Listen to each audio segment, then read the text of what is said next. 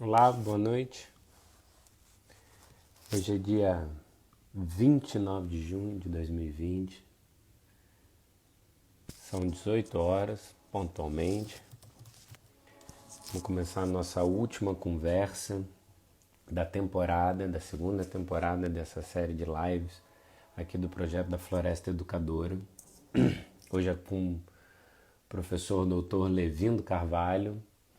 Teve a paciência, o amor e o carinho de ser meu orientador no mestrado, no Esquité, em Lisboa,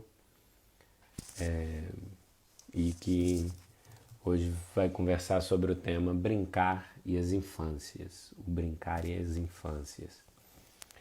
E pronto, Levindo uma pessoa super carinhosa, que tem um trabalho incrível, uma pesquisa super densa na, na área das infâncias, do brinquedo, do brincar, das identidades, né? Já está conectando, o evento já está chegando na área. Deixa eu ver. Não, ainda não é. Pronto. Enquanto o Levindo se conecta, eu vou retirar um trecho do trabalho, de um dos textos que ele sugeriu um dos textos dele que ele sugeriu que a gente pudesse trazer hoje para o papo. E ele já entrou, então não vou ler depois. Pronto. Tá vindo aí.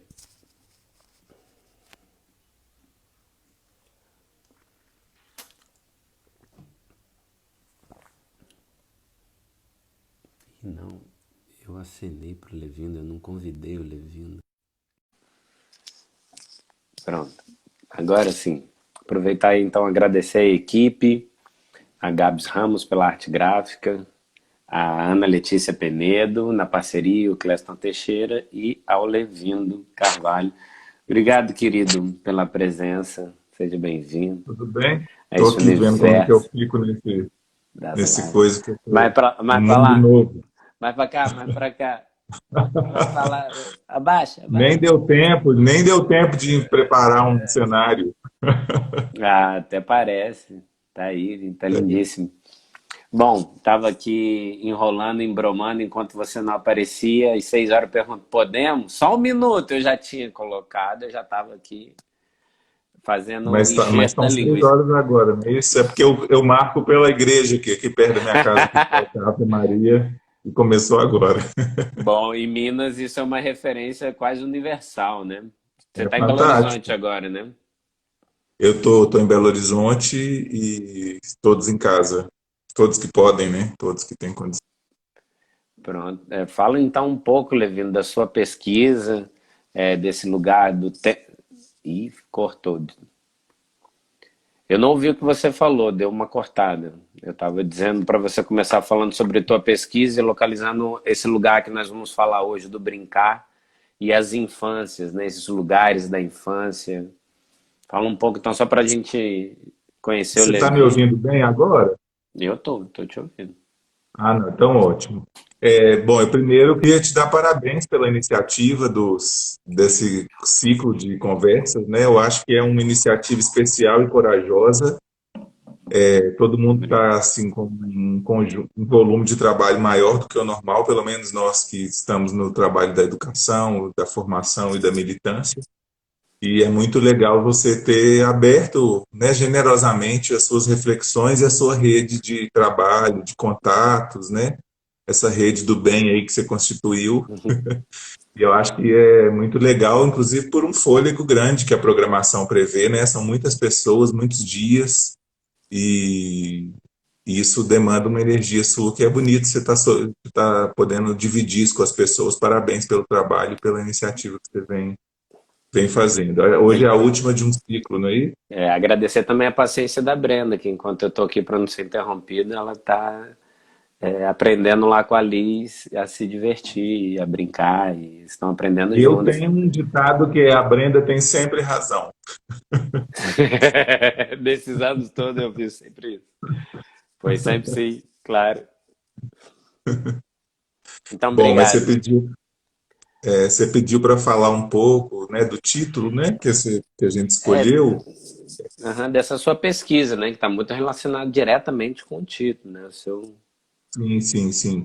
Eu seu acho território. que é interessante pensar que esse trabalho, né, tem relação com o debate que vocês vieram fazendo nos últimos encontros. Eu acompanhei alguns deles, né, mas talvez seja uma conversa mais. Vou tentar fazer com que ela não seja uma conversa assim tão acadêmica, para que chegue também nos mais diferentes públicos, né? Mas esse é o meu lugar, né? Eu falo da universidade, eu sou professor da Faculdade de Educação da UFMG e a gente vem trabalhando nos últimos anos no que a gente chama do estudo da infância nas ciências sociais ou estudos sociais da infância, tentando compreender as crianças, as suas diferentes experiências de vida, as suas diferentes formas de inserção e participação na cena social, e como compreender um olhar para a infância que nos ajuda a pensar a educação e os processos educativos para esses sujeitos tão diversos, tão plurais, né, num contexto brasileiro ainda mais. E foi um pouco por aí que os dois textos que eu te mandei, e quando a gente pensou o título, foi um pouco nesse sentido, né, da gente pensar os desafios de compreender as diferentes crianças nos seus diferentes contextos e mundos de vida, né? E como é que o brincar continua sendo, é uma forma universal, típica, legítima das crianças se apropriarem, compreenderem, interpretarem, né, o mundo, mas que esse brincar toma formas distintas em cada contexto, em cada grupo cultural, em cada contexto social, em cada tempo histórico, né? Então é interessante a gente pensar que compreender essa pluralidade de infâncias é romper em alguma medida com uma lógica, uma dimensão mais idílica, romantizada do que é a infância. A gente não tem uma infância única, né? E que é muito interessante a gente E há pensar nessa. culturas também que não tem nem infância, a ideia de infância não nem é concebida, né? Assim, é uma outra ideia, ou melhor, é uma ideia diferente dessa do que o termo, a palavra infância nos traduz. Na verdade, a própria ideia da infância é uma construção social, mas o ser humano nunca nasceu adulto, a gente vai sempre nascer, né? Exato. Criança, né? Ó, tá Biologicamente. Agora, cortando como seu é que som aí um socialmente? pouco. Para mim cortou um pouco seu áudio. Que engraçado, para mim eu estou te ouvindo perfeitamente. O que eu estava te dizendo é que existe um marcador que é biológico desse tempo da vida que é a infância, mas tem uma forte dimensão cultural. Então, em cada tempo histórico também se viveu esse tempo, esse ciclo da vida com diferentes formas, né? O próprio surgimento da escola tem a ver com uma compreensão dessa singularidade do tempo da vida que é a infância. Agora, é interessante pensar como que isso tem muito a ver com o seu trabalho, com o trabalho desse ciclo de debates, né? É que existe, se a gente pode falar das relações criança e natureza, né? E você tem trabalhado com esse debate da floresta educadora, da educação nos espaços de natureza, nós também podemos falar de uma natureza própria da infância, né? Que é própria de quando o ser humano é criança, que é mediada por uma dimensão lúdica, sensível, da experimentação, da descoberta, da inventividade, da fantasia. Essa dimensão marca radicalmente a diferença do que é ser criança e ser adulto. É como se as crianças tivessem um óculos diferentes para ver o mundo diferente do nosso, né? Elas veem o mundo a partir de um óculos que é diferente do nosso, que marcado por essas dimensões da inventividade, da criação, da imaginação, e é muito potente a gente reconhecer essa forma típica de ser das crianças para pensar que tipo de relação que a gente vai estabelecer com elas, né? Claro que então a forma com que a gente concebe, acolhe e projeta espaços e ações educativas para as crianças interfere diretamente na forma com que a gente tem relação direta com a forma com que a gente concebe o que é criança, o que é importante para ela, né? Então é muito instigante a gente imaginar que todas as nossas escolhas no processo educativo com as crianças têm relação com uma dada concepção de infância que a gente sustenta, mesmo que a gente não pense sobre isso, né? Isso está por trás das decisões que a gente toma, se a gente vai fazer fila, se a gente vai fazer roda, se a gente vai escutar as crianças, a gente vai tomar uma decisão coletivamente, Você vai como eu cantar o organizei. hino antes. E tudo isso tem a ver com uma dada concepção do que é ser criança, do que as crianças precisam, né? Então, nos interrogam como educadores, e como pesquisadores, né? Não sei se eu respondi o que você queria, mas vamos continuar a conversa. Não, não, isso não é entrevista, ouve lá, nós estamos aqui conversando sobre a brincadeira em infância, porque eu queria te perguntar também assim, é, e me deu vontade de falar assim, não, não respondeu, você pode fazer um roteiro para mim, me manda por e-mail, eu quero ver. Não, mas não é esse o lugar, porque quando Conta você porque que você ficou com essa vontade agora. a escola bloqueia esse brincar, essas infâncias. Eu queria trazer a pergunta antes de eu ler o trecho, porque depois que eu lesse o trecho eu ia esquecer da pergunta. Se Uhum. quando a gente fala de infâncias, né? Um trecho do trabalho, do texto, né, que eu queria trazer e que me chamou muita atenção, é um trecho que fala assim. Aí eu tenho que lembrar o nome depois eu vou dar o nome do texto para eu não perder aqui Sim. o lugar. Tá? Diz assim: a brincadeira é um tempo dentro do tempo. Nela temos Uhum. a sensação de que ele foi encapsulado. É onde as coisas mudam de sentido e que as regras acordadas entre seus participantes são as que sustentam e mantêm esta nova realidade enquanto o jogo durar. O tempo da brincadeira não é o tempo da fábrica, muito menos o tempo da TV ou da escola. É o tempo do ócio, o tempo do inútil, não produtivo, não visa um fim ou um produto. Fecha aspas. Está Uhum. na página 99 do texto, que acho que é brinquedo, infâncias, vou pegar lá. Infância, brincadeira e cultura, né? É o título Uhum. do texto. E aí, para reforçar isso, que a escola não. Agora a gente está num assunto de aprender brincando, né? Brincando que se aprende. Tivemos até um amigo nosso que tem um projeto com esse título. O tempo do ócio inútil, não produtivo, fez com que a escola tirasse a brincadeira de dentro da escola. Bom, na verdade, eu acho que é o contrário, sabe, Rafa? É muito recente um movimento da escola que reconhece e legitima o brincar como uma experiência importante para as crianças. Claro que nós não vamos poder falar da escola também no singular, porque a gente tem muitas propostas, modelos educativos, experiências de escolas sensíveis aos sujeitos, né? A quem são as crianças. Talvez a primeira etapa da educação básica, a educação infantil, seja a etapa que mais se aproxima dos sujeitos, inclusive em termos assim normativos, de como é que as diretrizes curriculares estão construídas. Por exemplo, a educação infantil não pressupõe que a escola tenha currículo, tenha conteúdos ou matérias no currículo, mas sim campos de experiência que as crianças vão viver, né? E vão interpretar e se relacionar e aprender o mundo. Mas sim, eu acho que é legal a gente pensar como que a entrada da brincadeira na escola, se em alguma medida ela entra nessa dimensão didatizada, né? Assim, brinca para aprender isso, ou brinca para aprender aquilo, ou a gente vê movimentos, por exemplo, das pessoas pegando uma cantiga tradicional da infância e modificando a letra para ensinar determinada coisa como se fosse necessário, se a música só fosse legítima se ela tivesse uma moral Um por trás, ou um cunho dado, didático, ou um né? Ensinar. ensinamento, né? Então, essa didatização, essa pedagogização da brincadeira é muito delicado isso, né? Quer dizer, não é essa a principal é, não é isso que está colocado para a criança quando ela experimenta o brincar. Né? Primeiro, a gente tem que pensar no brincar orientado e no brincar espontâneo entre as crianças.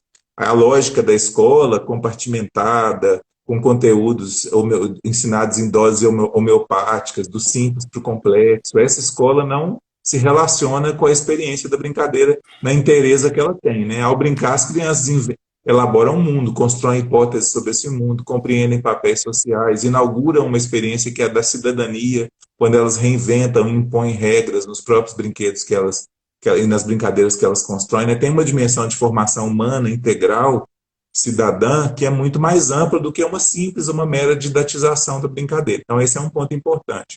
Outro ponto importante é que a escola tradicionalmente não reconhece a brincadeira como uma atividade legítima, pelo menos grande parte delas. A brincadeira é um intervalo, a brincadeira é o prêmio para quem acertou determinada coisa, ou é o castigo que quem não faz tal atividade perde o tempo da brincadeira.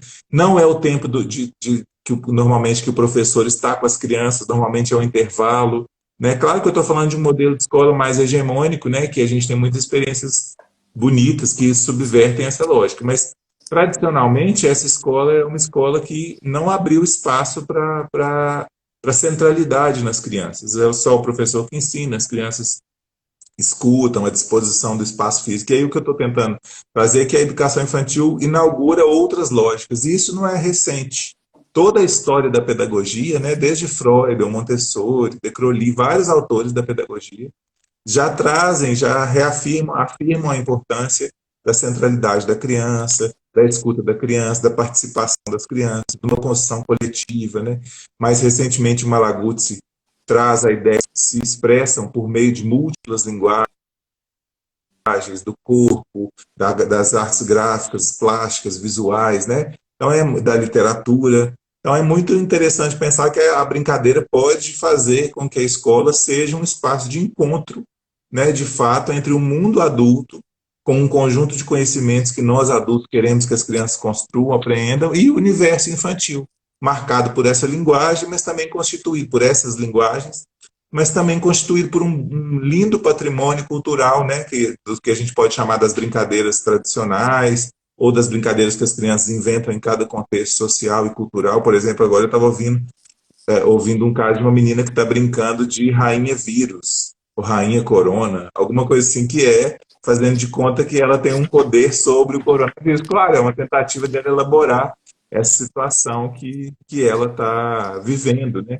Então é muito potente a gente dar para a criança o que a literatura vem chamando de um protagonismo ou de pedagogias participativas, né? Que criam esse, de fato, a experiência da educação como uma experiência de diálogo, de cumplicidade entre adultos e crianças. Eu acho isso. Então, o brincar pode ser essa chave, né? Essa didática brincante, né? Ou essa pedagogia do brincar. Aí, se a gente fosse entrar no campo das pesquisas acadêmicas, tem muitas experiências, pesquisas, autores, escolas que vêm fazendo coisas maravilhosas. Infelizmente, isso ainda não é capilarizado, né? Na maioria das escolas brasileiras, não é parte ainda de projetos de política pública que alcancem a maior parte das crianças. Por isso também é importante a gente falar das múltiplas infâncias, né? Mas quando você fala que as crianças aprendem e fazem esse construto social das regras, né, da cidadania e tudo, eu tenho seguido as suas orientações, as suas dicas, eu tenho consumido tudo aquilo que você tem me dado como referência, e isso me ajudou muito a reorientar o trabalho com a educação de infância do Colégio BM. A partir dessa semana já começamos um acompanhamento com as famílias, e não, focado na intencionalidade da escola, né, na organização do tempo e do espaço, nas formas que os pais podem observar que o seu cotidiano pode também influenciar influenciar né, na forma como a criança está aprendendo, né, porque ela, enfim, está ali num processo também de descoberta, e como registrar isso, né, como fazer essa documentação pedagógica, né. E tenho visto nas provocações, dentro de um contexto mais alargado, né? Eu estou falando aí de mais ou menos 30, 40 famílias, né? E a brincadeira não faz parte do cotidiano desses pais com os filhos.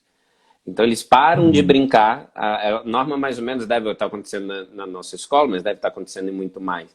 A criança está ali brincando de qualquer coisa, e a mãe fala, deixa de brincar que chegou a hora de fazer a atividade da tia, né? E sei lá, vou fazer Vou citar um exemplo que foi recente, da gelatina, para pegar textura, cores, temperatura, quente e frio. Então aquele momento ali de fazer uma gelatina, ou seja, o próprio ato de cozinhar, que já é em si a transmissão de muitos valores, passa a ser uma atividade educativa dentro de casa e a criança se para de brincar. Ou seja, o fazer a gelatina poderia ser um brincar e desenvolver muita coisa ali. Né? Não digo Uhum. fazer a gelatina ou brincar de fazer a gelatina para aprender essas coisas. Né? Então, quando você também no texto diz assim, a brincadeira como transmissão de conhecimento como aprendizagem, desenvolvimento e compreensão de sistemas simbólicos fundamentais para a participação da história e cultura. Me parece que os adultos, quando deixaram de brincar, isso saiu da lógica adulta, né? Parece, a gente não vive isso no mundo adulto, né? Quer dizer, precisávamos brincar mais para desenvolver uma cidadania mais infantil, talvez, né? Assim dizer, para inverter a ordem, né? Pronto, é só uma reflexão. Eu acho que você está falando várias coisas, né? O que me vem à Claro. cabeça primeiro é a gente imaginar que isso tem Geminiano, relação com... já lembra da mandala, lembra do trabalho mandala. Você tem que situar as pessoas, que as pessoas não sabem o que que é isso.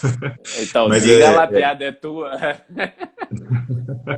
não, pode contar que eu quero saber a piada sobre o seu olhar. Não, que o Levindo dizia que, durante a orientação, que o meu trabalho acadêmico não podia ser uma mandala, que a banca não ia conseguir avaliar uma mandala. Justamente por essa maneira minha de Eu falava que uma pensar. mandala era uma coisa linda, mas que a dissertação não era uma mandala. Exatamente, eu não podia entregar um pensamento mandala para a banca, mas aqui na live eu posso fazer isso. Até poderia, mas você ia dar mais trabalho para escrever. Mas mas o que eu acho que o que você está trazendo tem relação direta com essa ideia da concepção, né? O que eu acho que é importante a gente pensar é que isso significa romper com um paradigma biológico da criança, que a criança está em preparação, que ela ainda vai ser alguma coisa e que nós precisamos investir nesse sujeito para o que ela vem, para o que ele vai ser depois, né? Numa perspectiva também etapista de desenvolvimento. Esse paradigma biológico, ele marca a organização da nossa escola. Romper com esse paradigma, compreender a criança como ator social, compreender que o que a criança tem para dizer é legítimo, que ela pode dizer e interpretar o mundo social a partir do seu olhar, que o que ela tem a dizer é interessante, é perspicaz, nos interroga enquanto educadores, é um movimento recente nas escolas e nos projetos educativos ou na própria pedagogia. Esse movimento nos ajuda a romper com o que a gente pode chamar de uma didática mais transmissiva e incorporar o que a gente pode chamar de uma pedagogia mais participativa. As crianças todo o tempo se interrogam sobre o mundo social, né? Tem algumas ideias, por exemplo, que alguns autores chamam de pedagogias de projetos ou de realização de pesquisa com as crianças. Essas ideias dão centralidade exatamente a isso, de uma parceria entre adulto e criança na construção do seu percurso educativo. As diretrizes curriculares nacionais para a educação infantil, por exemplo, são muito felizes da formulação que as diretrizes fazem quando elas trazem que o brincar e as interações são o eixo do currículo do trabalho com a criança, né? É só brincando e interagindo com adultos, com outras crianças, com os materiais, que as crianças apreendem o mundo dessa maneira tão singular e relevante, que é o que a gente está chamando a atenção aqui, né? Então é necessário interagir e necessário brincar como essa língua, como essa linguagem, como esse óculos, que eu estou usando essa metáfora para dizer como que as crianças veem o mundo. Então, brincar e interagir são experiências centrais em qualquer prática educativa com as crianças. Isso já pressupõe uma série de ações nossas, né? Na forma com que a gente agrupa as crianças, na forma com que a gente pensa a proposta de uma atividade, na forma com que a gente constrói combinados com elas, na forma com que a gente pensa que os tempos de recreio, de brincadeira livre.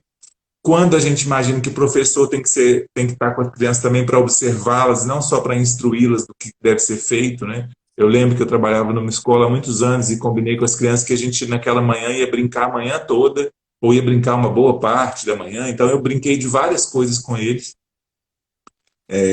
com música e fiz várias brincadeiras orientadas, né? Brincadeiras de roda, brincadeiras cantadas, tipos de pegador diferentes. Brincamos umas 2 horas ou 1 hora e meia, e os meninos, no final, o menino falou assim: mas, ô Levindo, você não falou que a gente ia brincar? Eu falei: não, mas a gente brincou, olha, eu estava exausto já. Mas daí ele pôs as duas mãozinhas e falou assim: não, a gente, não é você brincar com a gente, é a gente brincar, a gente poder escolher do que vai brincar, que horas, quanto tempo, com quem, né? E são lições que as crianças vão nos dando, né? Mas eu acho que é interessante pensar, então, assim, você falou de Como algumas é que você dimensões, né? registrou isso no seu relatório? Assim, aprendi né? Não, aprende, eu acho que a gente tem que aprender a dialogar com as crianças, a combinar com elas coisas, a pensar os Sim. tempos, as regras, o uso dos espaços, né? Eu acho que essa Pois, é essa uma é, é uma dialogicidade que a escola não está acostumada, porque a escola reproduz uma lógica muito militarizada, uma organização muito disciplinar e hierárquica, né? A gente tem que pensar outras metáforas para essa instituição que é a escola. A escola e tem que parecer mais com um ateliê de arte, com um jardim, com uma floresta, do que parecer com um hospício, ou com um hospital, ou com um presídio, né? A gente tem que relacionar a escola a outras instituições, um lugar de criatividade, um ateliê, um laboratório, né? Então, acho que essa... Ih, cortou. Eu não tô. Cortou, Levino, deu uma bloqueada aí. Mas isso que o Levino tá falando me despertou o Anísio Teixeira, que ele fala que as escolas, na década de 60, né, que as escolas no futuro deverão parecer mais com museus, laboratórios culturais do que propriamente um hospício, um presídio, um hospital, né? O Levindo caiu, voltou, vou botar ele aqui de volta e pronto, eu gosto muito dessa. Voltou, Olha, voltou. tamanho. Isso. Então, me Foi lembro. eu? Não sei se caiu. Eu tô aqui desde sempre. Eu não sei Você, o que você não você, ouviu. mas você, não, e aí que tá. Você estava falando da escola parecer com um laboratório ou com coisas assim que não pareçam com Ateliê. um ateliê, né, Sim. um estúdio, e que não Então, pareça com um hospício e tal. E eu fiz a referência ao Anísio Teixeira, né, que tem um texto dele que ele fala isso da década de 60. Ele traz Uhum. isso. É, pronto, tem uma aluna sua, a Lucy Franco, que te adora, tá com saudades tuas e adora te ouvir, tá bem? Fica aí o registro da Um Lucy Franco. abraço. E a Cristina Porto, nossa coordenadora do Ensino Fundamental 2 do Colégio BM, diz que a contação de história com a interação com as crianças também é um recurso do brincar. E, Claro. e eu queria trazer. Quer comentar? Não pode falar. Que quando você começou a tocar nisso, eu me lembrei da minha posição enquanto investigador com crianças, né, um pesquisador com crianças. E essa coisa que você falou de fazer a brincadeira orientada lembrou aquele episódio que as crianças estavam ali brincando e eu queria saber delas naquele momento ali o que elas estavam sentindo, como é que estava ser brincar com a natureza. E as parei e perguntei, posso fazer uma pergunta e tal? E aí você orientou, né? Eu falei, queria botar esse excerto aqui no texto e você diz, cara, talvez não, porque você fez justamente uma pergunta, justamente no momento que você devia estar observando. Você parou para Uhum. entrevistar as crianças justamente no momento que elas estavam brincando. Você parou, elas pararam Uhum. de fazer o que estavam fazendo para te dar atenção. Então não é mais a coisa em si, né? Então pesquisar Sim. com crianças é muito difícil nesse aspecto. E ser educador, pesquisador o tempo inteiro com criança. Qual foi a última vez que você brincou? E você brincou de quê? Você tem brincado nessa quarentena? A última vez que eu brinquei foi com meus sobrinhos de bolinha de sabão. Tem uma É. semana. Pronto. Que divertido. Eu brinco É, todo dia. Com bebê em casa é difícil não brincar, você né? tem bebê em casa. É. É. Mas eu acho que é importante a gente pensar assim, alguns elementos que caracterizam essa experiência da brincadeira podem nos dar pistas, né? Um deles é esse, é fundamental que as crianças estejam entre os pares, com outras crianças, possam escolher, interagir, criar novas regras e recriar brincadeiras, ter a chance de conviver, inclusive, com idades diferentes, né? Uma outra coisa que eu acho que é central é a gente dar espaço para essa dimensão imaginativa, da imaginação e da fantasia, que a sua colega que falou da contação de história tem toda razão, até porque a literatura também é parte da cultura infantil, mesmo a literatura oral, né? Muito potente, a gente amplia o repertório de imagens que as crianças têm sobre o mundo, de fantasia. Agora, é muito legal pensar que, se para a gente o faz de conta, ou a própria ideia de brincar tem uma visão menorizada, a gente usa essa palavra de maneira pejorativa. Isso não é verdade, não, você está brincando. Ou então a gente fala assim, deixa de ser infantil, né? Como se isso também fosse uma coisa inferior. Não, a gente precisa romper com essa lógica. Ao reproduzir o mundo na brincadeira, ou interpretar o mundo, as crianças estão reproduzindo interpretativamente esse mundo. É uma forma própria da criança construir o que a gente está chamando aqui de uma apreensão do mundo e uma compreensão de valores, papéis sociais e experiências éticas, estéticas, né? Então, brincar é o que a criança faz de mais sério. Por isso que eu chamo a atenção para essa dimensão do diálogo, né? A Brenda fala isso o tempo inteiro da Liz. Nossa, eu fico vendo a Liz brincando, ela brinca tão sério, né? Ela tá fazendo, às vezes, alguma coisa ali, ela tá tão... aí, é uma inteireza, né? Ouço É uma dizendo... inteireza. não a Brenda, né? Mas, sei lá, em outro contexto já vi dizendo, olha como ela fica ali distraidinha com aquele negócio. Aí falou, distraidinha? Ela tá extremamente focada. Ela não tá te atrapalhando cozinhar, mas ela tá extremamente focada, né? No que tá fazendo. E esse tipo de experiência muitas vezes não é considerada legítima na escola, né? Às vezes o professor tem que interromper isso para chamar atenção para fazer uma outra coisa que não tem o menor sentido.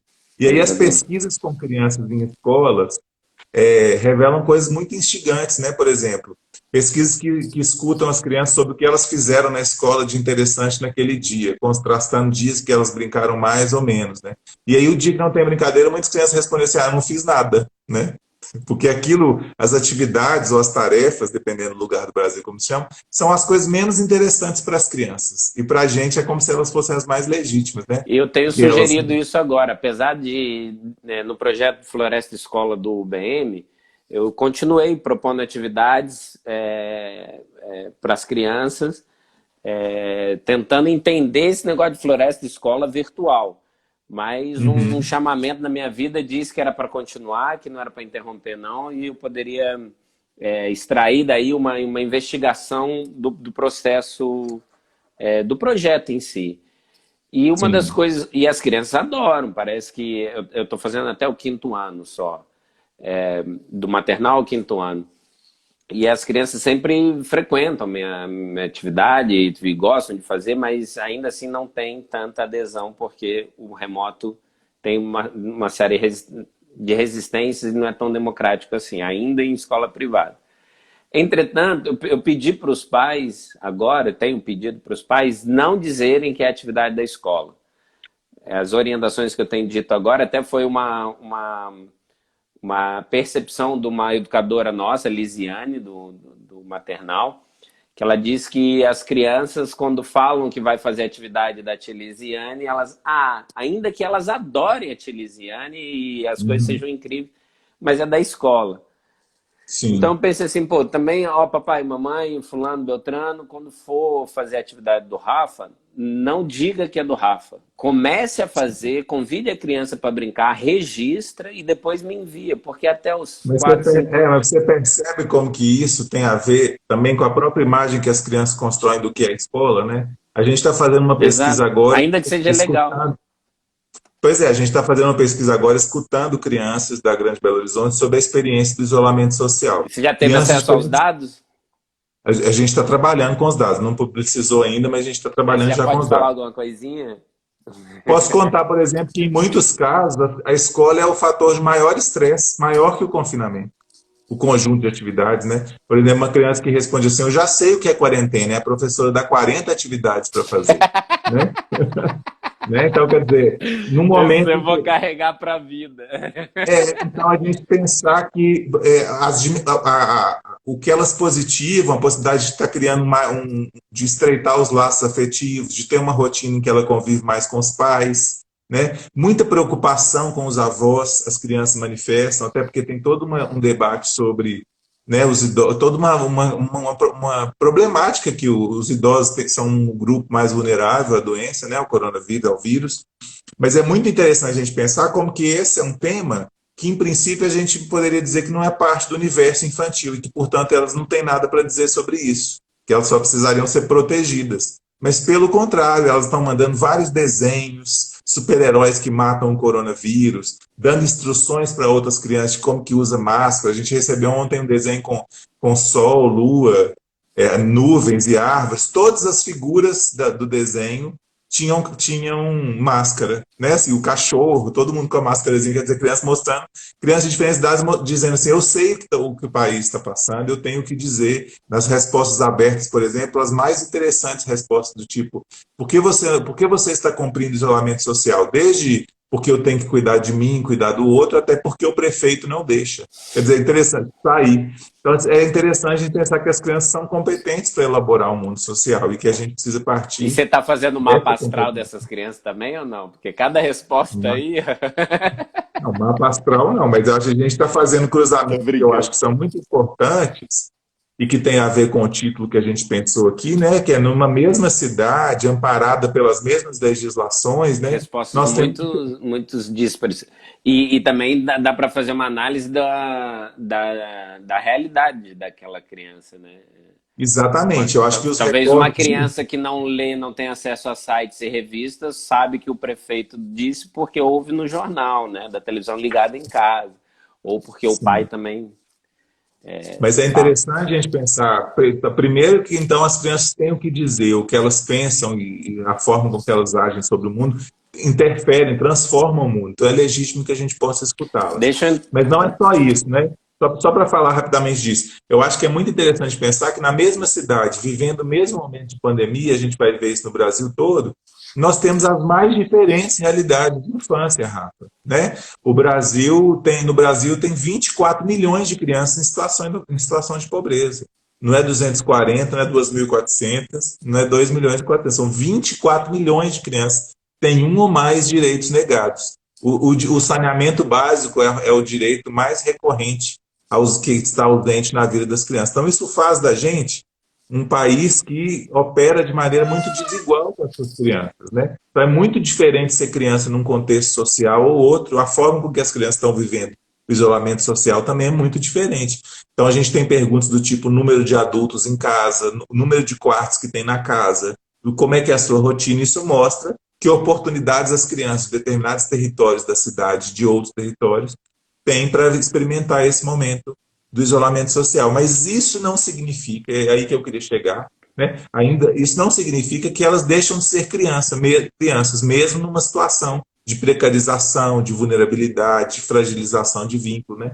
Inclusive porque o brincar é uma das capacidades que as crianças têm de resistir a situações de violência, de opressão, né, de fragilidade. É exatamente lançando mão da imaginação que elas se projetam adiante, elaboram, projetam essa experiência. Então, é muito interessante a gente pensar no que marca as crianças como um grupo homogêneo, mas também pensar nessa heterogeneidade que está marcada por uma identidade étnica, por uma identidade de gênero, por uma identidade etária. É muito diferente ser uma criança de 5 e uma de 12 anos, o que se permite para uma, o que se permite para outra. Então, essa diversidade ela precisa constituir o olhar que a gente constrói sobre as crianças, senão a gente constrói, senão a gente reproduz uma narrativa simplista do que é ser criança, uma narrativa romantizada do que é ser criança, e a gente precisa olhar com mais complexidade a realidade das infâncias brasileiras. Não estou dizendo que as mais pobres, não só as mais pobres são mais complexas que as outras, não, acho que existem complexidades em todos os níveis, né? Tem uma foto que eu acho muito emblemática, que é um shopping center, que é uma mulher, uma senhora com um carrinho de bebê no shopping, e ela tem um cachorro dentro do carrinho de bebê, e no braço ela tem uma coleira que está presa no punho do filho dela, para o filho dela não correr. Então, que paradoxos é esse que a gente constrói, né? Uma criança de classe média ou média alta num shopping center, e que a criança está com uma coleira e o cachorro está no carrinho, a gente consegue criar, subverter lógicas e concepções, ideias do que é ser criança de uma maneira muito tensa, né? Então nós precisamos refletir com mais profundidade as realidades das diferentes infâncias. Isso desafia as pedagogias, isso desafia os projetos de escola que a gente tem, isso desafia os projetos urbanos, as políticas sociais de saúde, de inclusão social, e nesse momento isso ainda fica mais evidente, né? Então, reconhecer esses brincares, essas infâncias, é reconhecer os diferentes brincares também. Quando você fala da questão da alimentação, primeiro que, enquanto você falava, eu pensava assim, que bom que está gravado, porque eu preciso ouvir isso mais algumas vezes na minha vida. E por que que eu não gravei as nossas conversas também de orientação, né? Hoje eu estaria num deleite de reescuta desse assunto. Mas pronto. Quando você fala dos avós, dos mais velhos e dessa a realidade que nós temos agora, me despertou de provocar a um tema que o trabalho que você indicou toca, mas que eu vou ajustar para o agora, que é Sim. a diferença entre brincadeiras e os jogos tradicionais, essas diferenças que tem das infâncias. E aí o trabalho ele fala de diferentes contextos, né, de populações, de sociedade, etc. Sim. Os jogos tradicionais estão mais ligados a convívio entre velhos e crianças, e as brincadeiras não tem. Eu poderia aproximar isso ou não faz sentido essa relação? Não, eu acho Primeiro que a gente fazer a pode. diferença de brincadeiras e jogos tradicionais, depois refletir A sobre gente isso, o fato de poderia, não conviver com os. poderia responder isso de várias formas, mas eu acho que a maneira mais que cabe agora nesse tempo que a gente tem, na forma de diálogo que a gente está tendo, é pensar que até um determinado período histórico, até o final do século XX, início do século XXI, até o início dos anos 2000, vamos dizer assim, a gente compreendia esse repertório de práticas culturais da infância, das crianças, muito mais aliada a uma ideia do folclore ou da cultura popular, numa visão muito simplista disso, do que com um repertório vivo ou uma prática cultural da criança. Né? Então, alguns autores, os primeiros trabalhos sobre brincadeira, brinquedo e esse repertório do que a gente pode chamar hoje de uma cultura tradicional da infância, esses trabalhos foram feitos pelos folcloristas, por autores que estavam interessados em compreender, vamos dizer assim, uma expressão cultural genuína, ou que está na origem de uma identidade, vamos dizer, no caso do Brasil, brasileiro e tal. Então, a gente tinha uma centralidade muito maior para esse repertório em si. Os grandes folcloristas coletavam as narrativas da literatura oral, da literatura de cordel, e as brincadeiras entraram nesse conjunto. Né? O que a gente tem nos últimos 20 anos, pelo menos, é o reconhecimento de que as crianças são sujeitos sociais e produzem cultura, e que, portanto, esse repertório é produzido pelas crianças na relação que elas estabelecem com o mundo adulto, com o mundo social e com o mundo adulto, com o universo cultural adulto. Quer dizer, quando eu era criança, tinha uma brincadeira que tinha a ver com o pipoca com o Guaraná, que era uma propaganda que tinha na televisão do Guaraná Antártica, que nenhuma criança conhece hoje, porque tem a ver com um elemento da cultura de massa que chegou na minha geração, quando eu era criança. Né? Então, as crianças também elas reinventam esse repertório. O que eu acho que é muito bonito do trabalho dos folcloristas é que a gente consegue ter um documento que mostra a diversidade, a potência, a beleza, né, da cultura tradicional da infância brasileira, no campo da música, no campo dos brinquedos construídos pelas próprias crianças. Muitos deles ligados também a um Brasil rural, que a gente tem menos hoje. Eu queria falar um pouquinho disso, porque tem a ver com o seu trabalho da natureza, né? E tem a ver com um dos textos que eu te mandei, das diferentes infâncias no campo, né? Mas o que a gente tem hoje, eu acho que é um salto do ponto de vista da compreensão da experiência das crianças, é que quando a gente coloca as crianças como autoras dessa experiência de produção cultural, a gente dá visibilidade para as vozes delas, até então negadas. As crianças sempre tiveram vozes, essa ideia de que a gente tem que dar voz às crianças é uma bobagem. Nós é que precisamos ouvir, reverberar as vozes delas. Né? Então, quando a gente entende as crianças como autoras e produtoras dessa cultura, que essa cultura é singular, ela é relevante, ela revela um olhar infantil sobre o mundo, a gente consegue enxergar esses brinquedos, essas brincadeiras com mais potência. Claro que esse repertório ele oscila entre uma dimensão de universalidade e diversidade. A gente vai ver menino brincando com brincadeiras com vento no Brasil todo, em diferentes lugares, dependendo da época que tem vento, dependendo do tipo de árvore ou de material que ele encontra ali para fazer o papagaio, ou que em Minas a gente chama de caixotinho, que é só uma folha de papel que voa, ou os meninos soltam sacola, né? Não sei se você já viu criança soltando Já sacola, mas aqui fiz isso. Eu sou criado no então, apartamento, jogava na sacola para a janela e trazia de exatamente. volta. E isso tem aí uma dimensão assim, de universalidade, mas também tem uma idiosincrasia, tem uma singularidade de cada território. Então é muito bonito. Eu acho que esse é um desafio que eu faço para vocês que estão estudando criança e natureza, né, que estão interessados nesse tema, que vocês passem a compreender isso para além de uma dimensão idílica e romantizada da infância, mas que vocês compreendam as diferentes infâncias, as diferentes naturezas e universos naturais e sociais do Brasil, né, contextos naturais do Brasil. E eu acho que aí a raiz para compreender isso talvez esteja no que a gente pode chamar de povos tradicionais brasileiros, né? Se a gente se aproximar mais desses grupos que têm uma relação com a natureza mais inteligente do que a nossa, né? Que tem uma relação, e aí um pouco do que a Leia falou aqui, que foi uma fala incrível, todo o trabalho dela está sustentado nisso, a gente até pensar numa outra lógica de justiça ambiental, de a gente pensar uma outra relação que a gente tem com o planeta, né? Então, é mais do que uma moda pedagógica de pensar que é legal as crianças estar na natureza, porque isso tem a ver com uma dimensão mais humanizada, mais sensível, é isso tudo, né? Mas nós temos no nosso país grupos culturais e crianças nesses grupos. Eu até deixei a página aberta aqui, né? Quilombola, seringueiro, castanheiro, quebradeira de coco, babaçu, pescador artesanal, marisqueiro, ribeirinho, varjeiro, caiçara, sertanejo, jangadeiro, campeiro, vazenteiro, pantaneiro, geraizeiro. Se a gente for pensar como é que esses diferentes grupos do campo que lutam pelo direito à terra, que lutam pelo direito a ser reconhecidos como grupos culturais, tem uma prática de relação com a natureza muito distante do que é o agronegócio, né? E que também educam as suas crianças nessa prática sensível de relação com a natureza, né? Para mim, eles são senhores de um saber e que a gente precisa pensar que pedagogia se constrói com essas crianças, uma pedagogia do fazer, uma pedagogia de que não exige uma produtividade. Eu lembro na minha pesquisa com crianças indígenas, todos fazendo vários... Eu gosto muito desse exemplo, as crianças fazendo vários... Era mês de abril, véspera do mês de abril, e as aldeias recebiam muita visita. Então, as pessoas faziam muito artesanato para vender quando a visita fosse lá.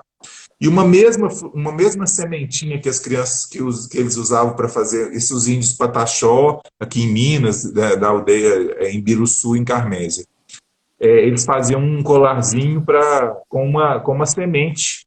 Tinha uma pequena vagem, dentro dessa vagem tinha uma semente, eu esqueci o nome agora, e essa semente que fica dentro da vagem eles utilizavam para fazer o colar. Só que para fazer isso, a vagem tinha que estar seca. Mas a vagem verde, as crianças usavam para um brinquedo, que era pegar a vagem verde, apertar no ouvido. Aí, tá aí. Apertar no ouvido e essa vagem fazia um barulhinho. Mas ao fazer esse barulho, isso aí é outra coisa já. Mas o que eu quero dizer é o seguinte, as crianças desperdiçavam a matéria-prima do colar para poder brincar. E os adultos não tinham uma cobrança com relação a isso. As crianças participavam ali da produção e o fato deles desperdiçarem parte da matéria-prima para poder brincar não era uma questão, não tensionava as relações ali, porque os adultos entendiam que as crianças brincavam daquilo e com aquele mesmo material eu poderia fazer um produto que seria vendido depois. Você entende que tem uma lógica de relação com o que é produtivismo, produtividade, de o que é, em alguma medida, umas crianças brincavam de fazer colar, outras faziam colares que seriam vendidos, mas isso também não era trabalho infantil, porque tem a ver com uma participação das crianças na dinâmica social, né? Então, eu acho que é muito importante a gente se aproximar desses grupos que têm uma relação de saber com a natureza diferente da nossa, diferente da sua, que embora você se encante, você com isso, você cresceu nesse espaço, a sua relação não é de um sujeito, a maioria de nós que somos urbanos, né, assim, não vivemos da natureza, não vivemos de subsistência. Eu acho que tem outros saberes que envolvem essa relação que podem nos inspirar a pensar uma relação mais sensível, mais instintiva, mais delicada, mais inteligente, para a gente pensar, inclusive, o que as pessoas, por exemplo, estão trabalhando com educação no campo, têm chamado de uma pedagogia da terra, né? Para a gente pensar que pedagogia é essa, que é uma pedagogia da terra, fundada nos saberes, nas relações, por exemplo, todos os grupos de escola, família, agrícola, tem toda uma lógica da pedagogia, da alternância, dos saberes sobre a terra e com a terra. Eu acho que tem outras pistas que o trabalho de criança e natureza precisa se aproximar, inclusive na América Latina, que a gente tem que ensinar para esses grupos que estão pensando em escola e natureza no contexto europeu ou nos continentes do norte do mundo, né? Nós ainda temos esses grupos Você tocou no aqui. assunto das crianças construir o próprio brinquedo. Mostrar umas imagens, vamos falar sobre isso? Pode, estou falando muito aí. Fala você agora. Não, eu queria que você comentasse, né? Essas são as bonequinhas de palha, né? Essas também são lá dos Pataxó, é uma família, né, de bonecas, é uma representação aí da família com as crianças, né? E aqui E elas esses brinquedos também, brincando, né? aí eles brincando, tem uma dimensão assim, que esses brinquedos, eles ao mesmo tempo representam uma forma típica dessas crianças construírem, mas eles também representam toda uma totalidade social, eles metamorfoseiam uma Os realidade, né? Você não tamanhos, vai né? A relação de quem, né? A o relação de tamanho, a poder. materialidade, exatamente. Passa aí mais um para ver. Tem uma da Mamona, não sei se está nesse texto. Da Mamona, não. O que tem aqui é Ah, as que dó. crianças construindo os carrinhos, né? Aqui é Isso aí, Pataxó ou não? não, aí é no Jequitinhonha, uma comunidade quilombola, num lugar que chama Chapada do Norte. A da Mamona, eu não sei se está aqui, mas Não também está nesse temos texto. o barquinho, né? De casca. Aí é um barquinho num lugar que chama Mangue Seco, é uma praia na Bahia, muito interessante que as crianças fazem uma espécie de cortejo de barco com os barcos, assim como os pais fazem dos barcos, que os pais são pescadores, as crianças fazem diferentes barcos. Esse é muito tecnológico, porque ele tem leme, ele tem essa coisa penduradinha aí que o menino A joga de um lado vela, para o né? outro. A vela, mas tem uma coisinha para equilibrar se o barco está tombando ou não. Eu acho que tem outros barcos no mesmo texto. Você trouxe também essa imagem do coquinho, né? Do Esse é um apito também lá dos coquinho Pataxós. aricuri. É uma Exatamente. semente, né? É uma semente que já é um apito brinquedo que a natureza já dá de presente, como aquelas sementes voadoras todas, né? Aham. Por exemplo, por exemplo, esse é um catavento de folha de manga também lá dele. Eles correm e a folhinha faz assim, né? Hum. Talvez uma pesquisa bonita de vocês fazerem aí, Rafa, seja ver quais são os brinquedos da natureza que Eu fiz uma a sessão região com de as crianças para que elas construíssem os brinquedos a partir do material da natureza. Tenho aí uma sessão de fotos e é de um grupo, né? Se eu não me engano, na época foi com um grupo do segundo ano do Fundamental 1. Infelizmente dividimos ainda aqui por idades e por séries, mas é um trabalho que eu tenho. Eu acho que vale a pena vocês conhecerem o trabalho do Roquinho, não sei se vocês já Sim, conhecem, sim, conheço. é, que é Acho que foi até meu você que me amigo, irmão. apresentou. Ele tem um trabalho lindo de documentação de brinquedos com elementos da natureza, é a pessoa referência no planeta sobre isso. Uhum. Chama ele para uma conversa. Aí são uns burrinhos também de banana verde lá dos Pataxó. Isso também está no Agora, texto, depois quem tiver interesse de agora, ler, o né? que eu tinha anotado aqui para também te provocar, e a gente tem aí 7 minutos, talvez você tentar falar em 7 minutos ainda para a Alguém gente se falou aqui despedir. sementes saladas, isso mesmo, sementes saladas. É, é, Fala você um pouco, eu tô falando muito. Ué, mas você tá aqui para falar, ué. O que você quer saber? O que você quer que eu fale? Não, do que você quiser, dessas coisas que eu tô falando. Ah, Que imagina, eu tô aqui para faz ouvir quem sentido. sou eu. As pessoas querem te ouvir, cara. Que eu vou falar. Ó, É, tem alguém falando bem do Roquinho. Roquinho é meu irmão, viu, gente? Gêmeo. ó, Mentira, só de gêmeo de coração. não, é um grande mestre. É o pessoal da Aliança pela Infância, de Juiz de Fora, que provavelmente a Jaqueline, acho eu, não sei. É, o que eu separei aqui para comentar também é em relação a isso que você fala da criança realizar o próprio brinquedo. O construir o seu próprio brinquedo já é brincadeira, né? Esse negócio de juntar as peças, né? E para construir o seu imaginário, ele tem na cabeça que quer fazer um carrinho, então ele vai juntando o resto da peça, pode ser uma roda de tampinha, uma roda de madeira, outra roda de tampa de latinha, né? E às vezes nem se brinca tanto com o brinquedo já pronto. A brincadeira é fazer o brinquedo, né? Exatamente. E às vezes quando não se tem o brinquedo, o próprio corpo é o brinquedo, né? É brinquedo e brincadeira ao mesmo tempo, né? Acho que Uhum. é Roquinho que a Cristina está perguntando o nome. Eu acho que vocês podem olhar o trabalho dele como Carretel Cultural. Acho que esse é o perfil do Instagram, do Carretel. E ele tem um trabalho lindo. A gente já fez muitas coisas juntos, mas ele tem um trabalho sobre criança e natureza muito especial, muito raro, muito bonito, acho que é inspirador. Não, é Mas muito. eu acho que É você tem que incrível. fazer esse trabalho aí, Rafa, com os avós, com as pessoas que moravam mais perto da natureza antes da cidade crescer um pouquinho, como já cresceu, né? Eu acho que É. tem que recuperar esse repertório da natureza daí. Eu acho isso muito especial. Tá entrando, mas onde eu queria entrar no lance de fazer o próprio brinquedo é uma questão também mercadológica, né? Que a produção dos próprios brinquedos com as subjetividades da cultura, da prática do lar, né?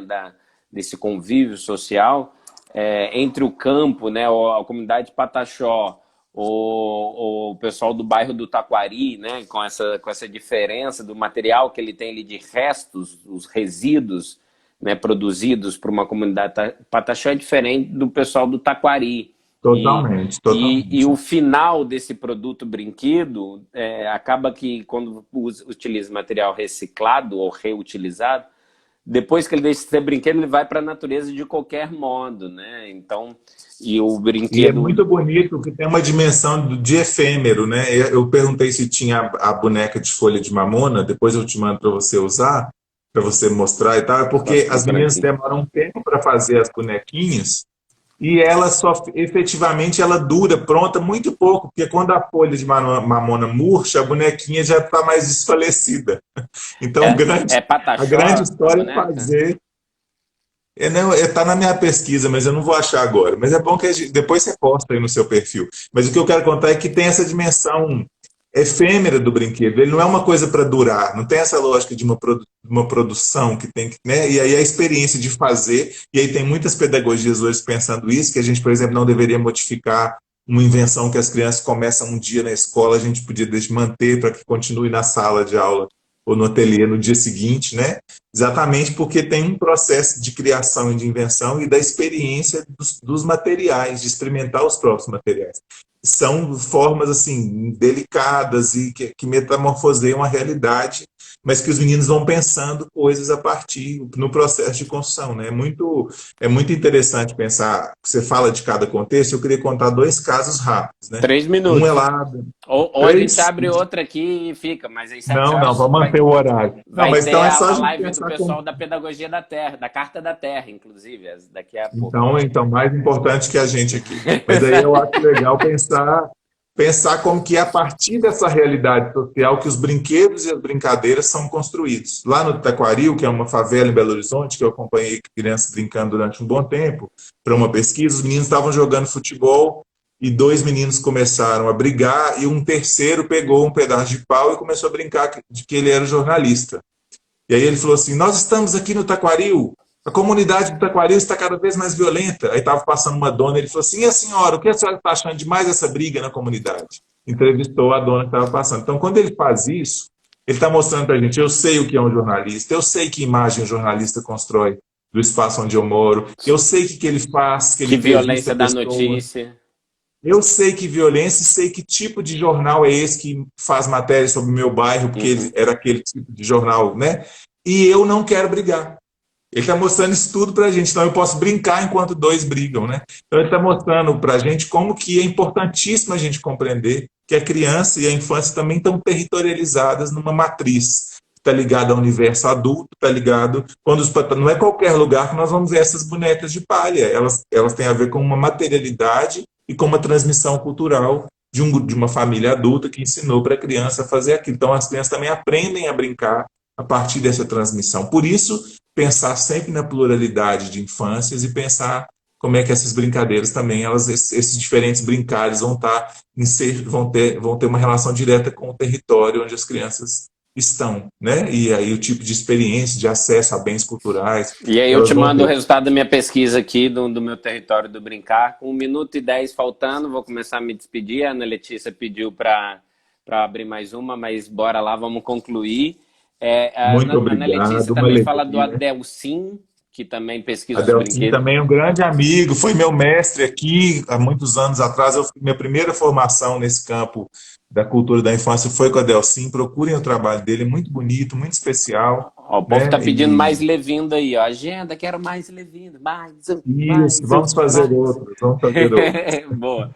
Então vai, querido. Tá bom? Brigadão, viu, por fechar com chave de ouro esse ciclo de conversas. Obrigado pela sua generosidade em aceitar o convite e se expor ao vivo nesse universo de lives e assuntos, Sou enfim. péssimo para isso, gente, desculpem, sou péssimo, mas bom trabalho para você, Rafael, parabéns pela sua iniciativa. Publique seus trabalhos para que as pessoas Tamo nisso aí, conheçam. tamo nisso aí. E um abraço para todo mundo aí que nos acompanhou. Isso fica disponível depois para outras pessoas Fica no assistirem. IGTV e no YouTube. Então, querido, Um muito abraço obrigado, para boa todos da noite. escola. E Espero vamos poder lá ver conhecer a o escola algum dia. Capra, o pessoal da Carta da Terra agora às 7h.